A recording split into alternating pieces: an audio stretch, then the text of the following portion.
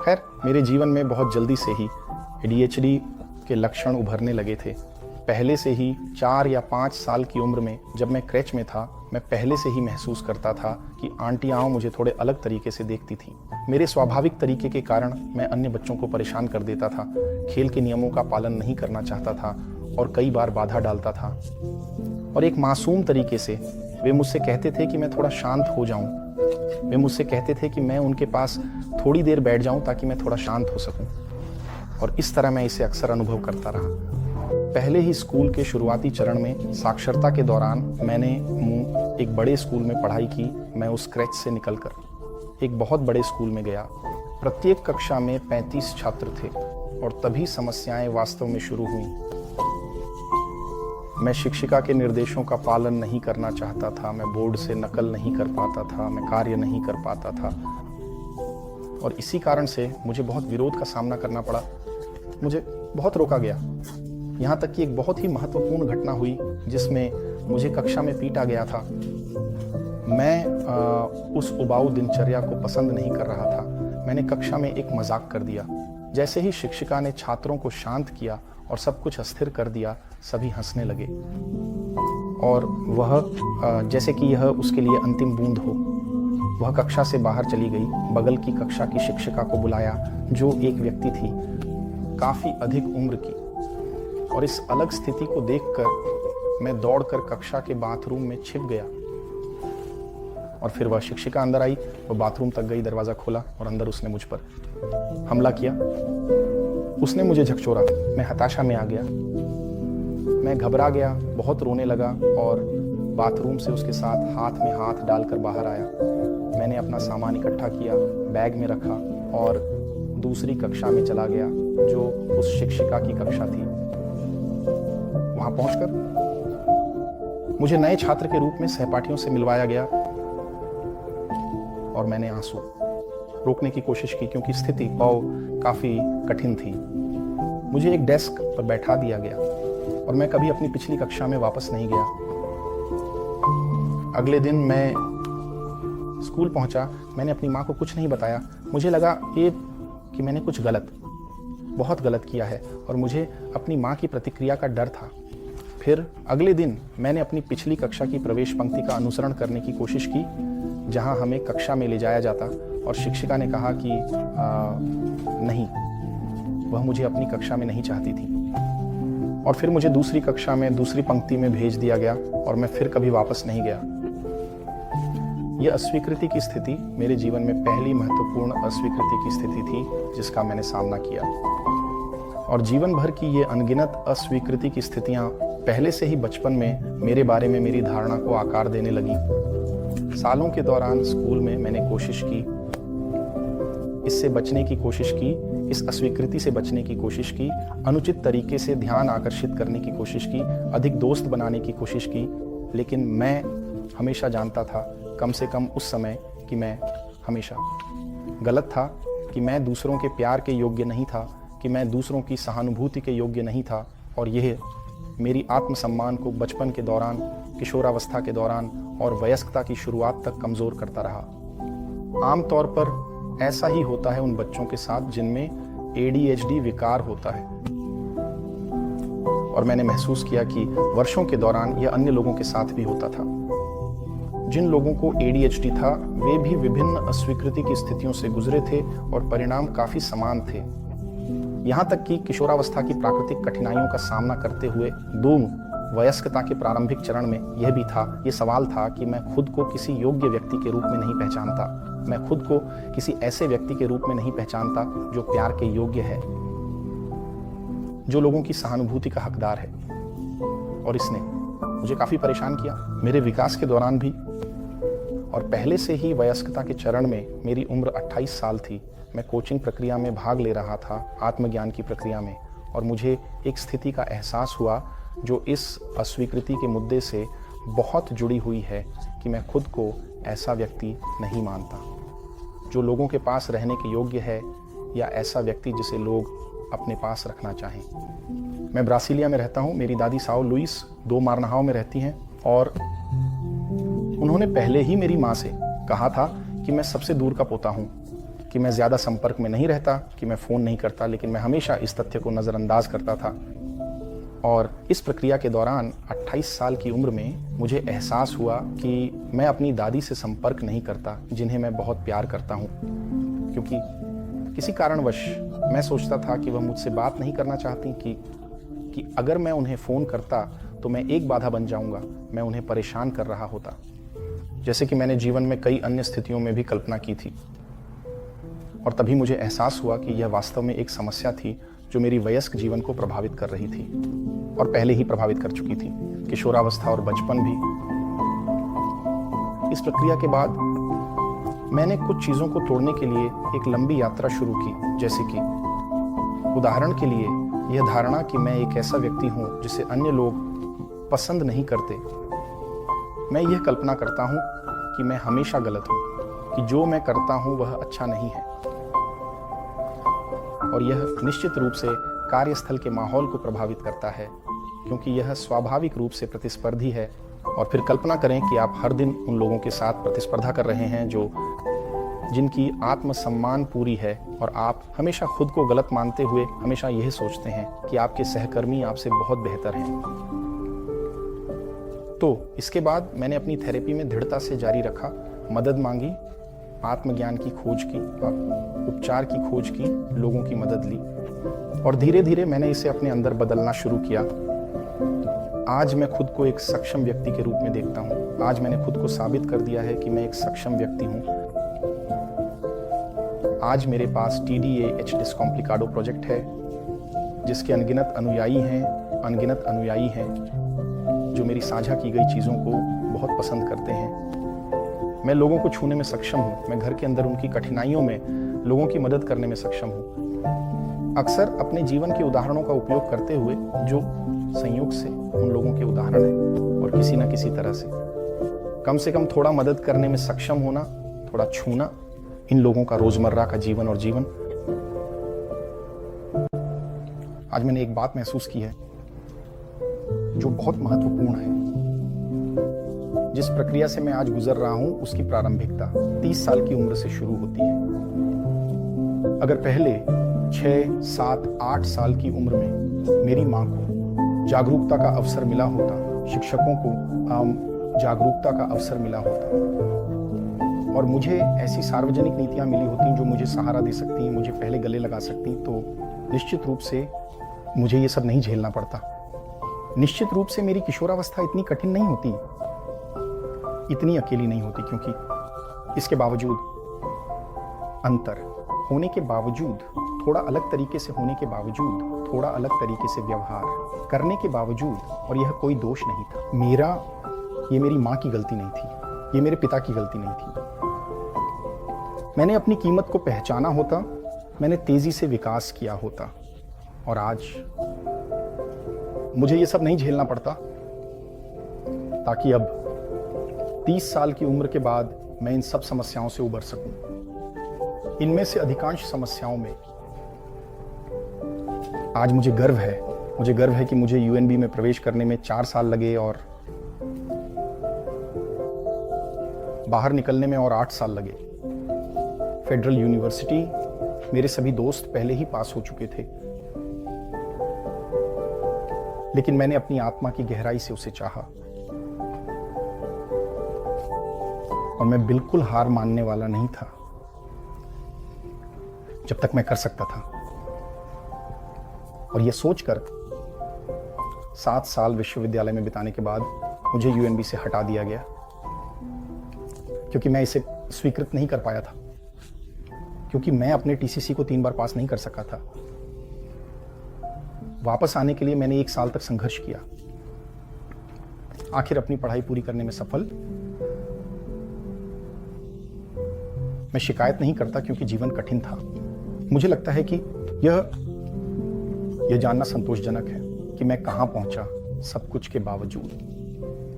यहां तक पहुंचना आसान नहीं था, लेकिन इस तथ्य के कारण कि मैंने इसे हासिल किया, सामान्य से बहुत अधिक समय लेते हुए,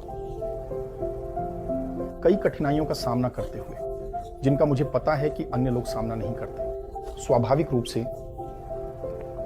मुझे न केवल जारी रखने के लिए बल्कि आगे बढ़ने के लिए भी प्रेरणा मिलती है। इसीलिए मैं बहुत कुछ करना चाहता हूँ, क्योंकि मैं जो करना चाहता हूँ वह इससे बचना है कि अन्य बच्चे, अन्य किशोर, अन्य वयस्क उससे न गुजरें जिससे मैं गुजरा, क्योंकि इसकी आवश्यकता नहीं है। सभी को जो चाहिए वह है अनुकूलन। आपकी जरूरत की हर चीज ये राज्य की ओर से थोड़ी अधिक सहायता है, थोड़ा और हाथ बढ़ाना है। अधिक जागरूक माता पिता, अधिक सूचित शिक्षक, अधिक उपयुक्त शिक्षण विधि। सभी को जो चाहिए वह है समावेश। समस्याएं केवल स्कूल में नहीं रहती। मेरा काम हमेशा कठिन रहा है और कठिन बना हुआ है। मैंने कई इंटर्नशिप में भाग लिया है। मुझे एक से निकाल दिया गया, दूसरे से लगभग निकाल दिया गया और अपने पुराने काम से भी लगभग निकाल दिया गया था, इससे पहले कि मैं स्थायी हो गया। और मैं कहता हूं कि मैं काफी भाग्यशाली हूं, क्योंकि मुझे विश्वास है कि अगर मैं प्रतियोगिता में नहीं आया होता, जो कि बहुत कठिन है और विशेष रूप से उन लोगों के लिए अधिक कठिन है जिनके पास विकार है, मैं शायद नौकरी से निकाल दिया जाता और एक पूरी तरह से अलग स्थिति में होता। लेकिन फिर भी वहां पहुंचने के बाद भी मैं कठिनाइयों का सामना करता हूं रोजाना। आज मैं बैंक ऑफ ब्राजील में काम करता हूं। मैं 3 महीने की प्रोबेशनरी अवधि को मुश्किल से पार कर पाया। मैं लगभग निकाल दिया गया था। कैशियर की जिम्मेदारियों को सीखने के समय, जो आमतौर पर हम सीखते हैं जैसे ही हम बैंक में प्रवेश करते हैं, मुझे थोड़ा अधिक समय लगा। 2 हफ्तों के बजाय मुझे 4 हफ्ते लगे, लेकिन मैंने सब कुछ सीख लिया। भले ही इसमें अधिक समय लगा, फिर भी ये शायद मेरे बॉस के लिए सुरक्षा का आश्वासन देने के लिए पर्याप्त नहीं था, और इसी कारण से उन्होंने मुझे इस भूमिका में मंजूरी नहीं दी। और इसका विवरण जो इसमें जोड़ता है वह यह है कि मेरे प्रशिक्षण के दूसरे और तीसरे सप्ताह के बीच मेरे बगल में एक नया व्यक्ति आया, और स्टाफ की कमी के कारण मैं जो प्रशिक्षण में था, मैंने उस नए व्यक्ति को प्रशिक्षित किया और 4 हफ्तों के बाद उसने वह पद प्राप्त कर लिया जिसे मैं पाने की कोशिश कर रहा था। इस प्रकार की लगातार स्थिति, असफलता, निराशा, और मैं ये भी नहीं कह सकता असमर्थता की भावना, क्योंकि हम इसे अपनी त्वचा पर महसूस करते हैं। कैसे हो सकता है कि मैं प्रशिक्षण में एक व्यक्ति को मार्गदर्शन करना जो उतना ही जानता है जितना मैं जानता हूं या उससे कम, और वह व्यक्ति वह पद प्राप्त कर लेता है जिसे मैं चाह रहा था। अब अपनी पूरी जिंदगी में, बचपन से, किशोरावस्था से, वयस्क जीवन की शुरुआत से ऐसी स्थिति की कल्पना करें, आसान नहीं।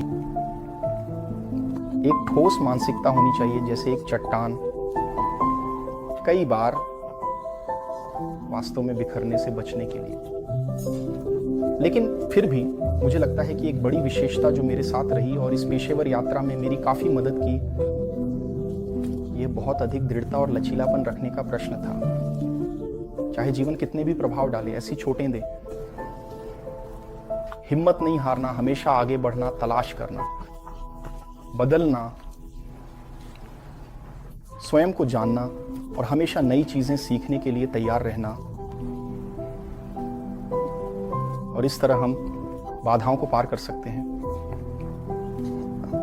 मेरे लिए उन चीजों में से एक जो मुझे इस परियोजना में सबसे अधिक पसंद है, जिसे मैं वर्षों से कर रहा हूं, जो है TDAH डिस्कॉम्प्लिकाडो।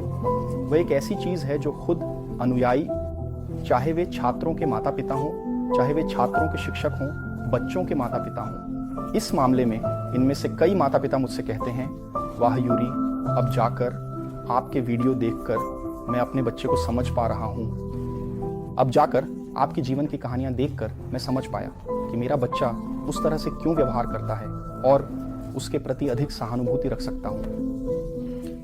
कई शिक्षक और शिक्षिकाएं भी मुझे धन्यवाद देते हैं, कहते हैं, वाह, अब मैं उस छात्र को समझ सकता हूँ जो सीख नहीं पाता, जो इच्छा रखता है लेकिन उसे कठिनाई होती है।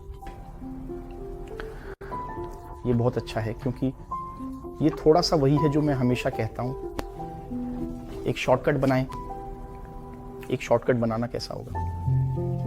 ये होगा एक बहुत महत्वपूर्ण, बहुत मूल्यवान ज्ञान को उन लोगों तक पहुंचाना जो किसी विकार से नहीं गुजरते, ताकि वे समझ सकें, जान सकें कि वे किससे निपट रहे हैं, और इस तरह वे दिशा बदल सकते हैं, यहाँ तक कि उस बच्चे के जीवन की दिशा भी बदल सकते हैं। अर्थात वास्तविक सहानुभूति प्राप्त करना, यह समझते हुए कि ये बच्चे कैसे हैं और वे जैसा व्यवहार करते हैं वैसा क्यों करते हैं। इसलिए इसे व्यवस्थित तरीके से करना बहुत महत्वपूर्ण है, जैसा कि कानून में निर्धारित है, क्योंकि सही जानकारी पहुंचाते हुए इन जानकारियों की पहुंच न केवल शिक्षकों तक बल्कि माता पिता तक भी देना। कई माता पिता निदान को स्वीकार न करने के कारण दिखावा करते हैं कि उनके बच्चे को कुछ नहीं है, उनके साथ ऐसा व्यवहार करते हैं जैसे कि वास्तव में उन्हें कुछ नहीं है, और बच्चा दिनों और हफ्तों के दौरान पीड़ित होता रहता है। संदेश जो मैं उन सभी के लिए छोड़ता हूँ जिनके पास ADHD है, चाहे वह बच्चा हो, किशोर हो, वयस्क हो, या उनके परिवार के लिए या उनके आसपास के लोगों के लिए जिनके बारे में मैं हमेशा बात करता हूँ, जो शिक्षक और परिवार हैं। पहले कभी भी अपनी क्षमता पर संदेह न करें, कभी नहीं। चाहे जीवन कितनी भी कोशिश करे आपको ये दिखाने की कि आप गलत हैं, लेकिन जीवन यह दिखाने की कोशिश करे कि आप सक्षम नहीं हैं कभी भी। आपकी क्षमता का वीडियो पीछे भागें, जानकारी प्राप्त करें, इसे अपने तक ना रखें, मदद लें, पेशेवर मदद लें, स्पष्टीकरण प्राप्त करें, अपने आसपास के लोगों को सूचित करें कि विकार मौजूद है और वे आपकी मदद के लिए क्या कर सकते हैं। ADHD होना, जो कि मेरा मामला है, मेरा विकार है, यह अक्षमता के ही का कारण नहीं है। लेकिन अगर आप मदद लें तो दिन भर में जिन छोटे छोटे समस्याओं का सामना करते हैं वे कम हो सकते हैं, और आप वास्तव में एक बहुत अधिक उत्पादक जीवन जी सकते हैं, एक बहुत अधिक खुशहाल जीवन, एक जीवन जो बहुत अधिक संतोषजनक और बहुत अधिक जीत से भरा हो, जो कि जीवन भर में हमें बहुत याद आता है। खैर, यह एक संघर्ष है, जो कि एक संघर्ष है वो, यह अकेले एक विकार या दूसरे का संघर्ष नहीं है। अगर हम देखें तो सभी मानसिक विकारों का परिदृश्य, चाहे वह सीखने से संबंधित हो या न्यूरोविकास से, या जो भी चिकित्सा साहित्य कहता है, डिस्लेक्सिया, ऑटिज्म स्पेक्ट्रम विकार, ADHD, सभी विकार समान कठिनाइयों का सामना करते हैं, जो समावेशन की कठिनाइयां हैं, जो गलत जानकारी से उत्पन्न होती हैं। समाज की गलत जानकारी, समाज की पहचान की कमी, जैसे वे अदृश्य लोग हों, समाज उन्हें पहचानता नहीं है, और जब पहचानता है तो नहीं जानता कि कैसे कार्य करना है। तो मानसिक विकारों की पहचान, समावेशी नीतियों का अनुप्रयोग, बहुत सारी जानकारी, कानून में निर्धारित जानकारी, कार्यशालाएं, व्याख्यान, जो भी जानकारी दे सके समाज को, इन मानसिक विकारों से निपटने के लिए कैसे तैयार करें, ताकि हम अब भी जारी न रहें। अदृश्य और अकेले पीड़ित ना हो, व्यक्ति और उसका परिवार पीड़ित ना हो। बिना किसी समाधान के, बिना सुरंग के अंत में कोई रोशनी देखे। इसलिए ये बहुत महत्वपूर्ण है कि ये नीतियाँ बनाई जाए और लागू की जाए, क्योंकि जैसा कि मैंने कहा, इन विकारों को जो कुछ भी चाहिए, अक्सर वो एक मदद होती है, एक सीधी सहायता, निकट समर्थन से, ताकि वे अपनी गति से, अपनी रफ्तार से प्रगति कर सकें और दूर तक पहुंच सकें, जैसे कोई भी व्यक्ति जिसके पास इनमें से कोई विकार नहीं है। सभी को गले लगाने की ज़रूरत है, सभी विकारों को समावेश की ज़रूरत है, चाहे वह कोई भी हो। मैं यूरी माया हूँ, ब्रासीलिया में जन्मा और पला बढ़ा। मेरी उम्र 35 साल है और मैंने TDAH डेस्कम्प्लिकाडो परियोजना बनाई, जहां मैं हज़ारों माताओं, पिताओं, शिक्षकों, वयस्कों, बच्चों और किशोरों की मदद करता हूं जो TDAH के साथ हैं, ताकि वे अपने विकार को समझ सकें और यह जान सकें कि बेहतर जीवन और